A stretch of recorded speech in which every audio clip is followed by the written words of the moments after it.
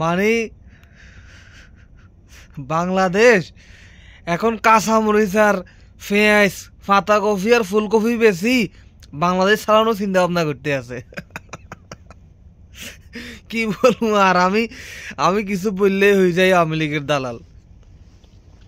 তো এখন কথা হইতেছে, আগে আমরা মরিচ খাইছি নাকি বাংলাদেশে 500 টাকা, এখন মরিচের কেজি ওইদিকে হয়ে গেছে নাকি 30 টাকা। ফুলকপি আগে খাইছে কেজি হইতেছে মনে করেন যে কেজি না, ফুলকপি সম্ভবত ফিস হিসেবে বিক্রি করে, ফিস খাইছে মনে করেন যে 80 টাকা, এখন ফুলকপির ফিস 5 টাকা। পাতাকপি আগে খাইছে মনে করেন যে পাতাকপি সম্ভবত কেজি হিসেবে বিক্রি করে, ফিস হিসেবে বিক্রি করে। ওই সেম কাঁচা পাতাকপিও খাইছে কত টাকা, কত বলতাম একটু বাড়াই বলি তাহলে তারা খুশি হইব। পাতাকপি খাইছে আগে 100 টাকা কেজি, এখন পাতাকপি খাইতেছে মনে করেন 60 টাকা। ওই আগে তেল খাইছিল সম্ভবত 180 টাকা অথবা 170 টাকা, এখন সম্ভবত তেল খাইতে আছে তেলের লিটার 30 টাকা, কমাই বলি তাহলে তারা খুশি হইব। এর পরবর্তীতে চাইল আগে খাইছে মনে করেন যে কত, চাইল খাইছে আগে 80 টাকা কেজি, আর এখন চাইলের কেজি সম্ভবত 25 টাকা, একটু বাড়াই বলছি এটা।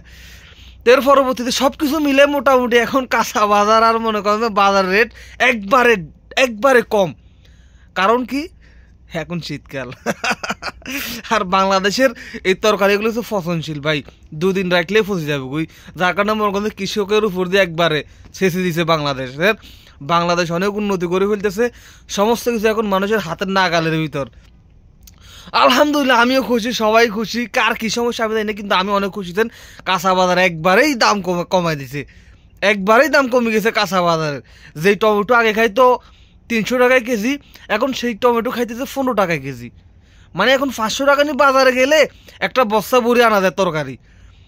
সব কিছুই মোটামুটি ঠিক ছিল, কিন্তু গতকালকে দেখলাম যে একটা নিউজে মনে করেন যে বাংলাদেশ থেকে সৌদি আরবের টিকিটের দাম কত জানেন?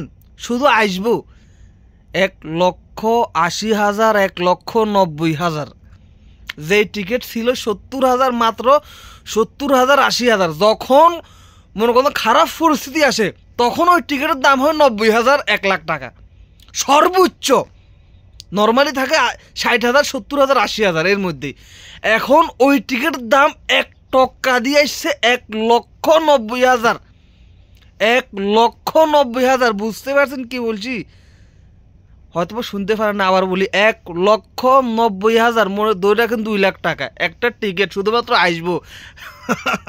আর আমাদের পাশের দেশ ভারত থেকে 2 লক্ষ টাকা দিই A to Z সমস্ত কিছু প্রসেসিং একদম নতুন লোক ইন্ডিয়া থেকে 2 লক্ষ টাকা দিয়ে সৌদি আরব আসতে পারে। পাকিস্তানে যান 2 লক্ষ টাকাও লাগে না, এর চেয়েও কম টাকা দিয়ে সৌদি আরব আসতে পারে। তো যখন দেশ স্বাধীন হলো, দ্বিতীয়বার স্বাধীন, যেটা স্বাধীন বলেন দেন, এই দ্বিতীয়বার দেশ স্বাধীন হওয়ার পর অনেক সাফা দেন। বিশেষ করে প্রবাসীদেরকে আমরা সর্বোচ্চ সম্মান করব।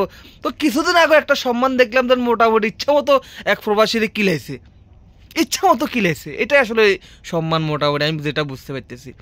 এর পরবর্তীতে এখন হচ্ছে টিকিটের দাম কত, 1,90,000। তো কাকা আপনারা মনে করছে কাঁচা মরিচ আর পেঁয়াজ বেশি দেশ চালাইতে পারবেন। এখন নতুন করি কেউ মানে বিদেশে আসার নামও মুখে নিয়েন না, নামও মুখে, কারণ দেখেন টিকিটের দামই হইতেছে 2 লাখ টাকা। তো আপনি বাকি কাজ কেমনে করবেন? যেখানে একটা টিকিটের দাম, শুধু আসবেন ওই টিকিটের দাম হচ্ছে 2 লাখ টাকা, 1,80,000 90,000 টাকা একটা টিকিটের দাম। তো এখন আমাদের মনে করো উপদেষ্টারা আছে, যারা আছে বক্কসর দায়িত্বে, ওনারা মোটামুটি বুঝে গেছে না এখন আর আমাদের প্রবাসীদেরকে দরকার নাই, এখন আমরা টমেটো আর পাতাকপি বেশি দেশ চালাতে পারবো। তো যাই হোক, এখন সবাই যারা বিদেশে আসবেন চিন্তা ভাবনা করতেছেন, এই চিন্তা মাথা থেকে বাদ দিই, এখন সবাই কাঁচামরিচ লাগান, টমেটো লাগান, কেজি 1 টাকা 2 টাকা করে মনে করেন যে বিক্রি করলেও মনে করে আপনি চলতে পারবেন। তো এতটুকুই, সবাই এখন বিদেশে আসারা বাদ দিই, কাঁচামরিচ লাগান, পেঁয়াজ লাগান, ফুলকপি লাগান, নিজেরটা বানাই নিজেই খান, বিদেশে আসারা চিন্তা ভাবনা করিয়েন না। কারণ আপনারা আসতে পারবেন না, 2 লাখ টাকা টিকিট, আসবেন কেমনে বলেন? আমি আসছি করোনার সময়, আমি করোনার পরবর্তীতে আমি সৌদি আরব আসছি, তখন আমার টিকিটের দাম ছিল সর্বোচ্চ দাম 90,000 টাকা, সর্বোচ্চ মানে হাইস্ট রেট 90,000 টাকা দিয়ে আমি আসছি। যদি তখন করোনা না থাকতো তখন মনে হয় 60,000 70,000 টাকা দিয়েও টিকিট পাওয়া যাইতো। আর এখন বর্তমানে টিকিট দেখ তো স্বাধীন, এখন স্বাধীন দেশের টিকিটের দাম কত? 1,90,000। বুঝো নাই ব্যাপারটা?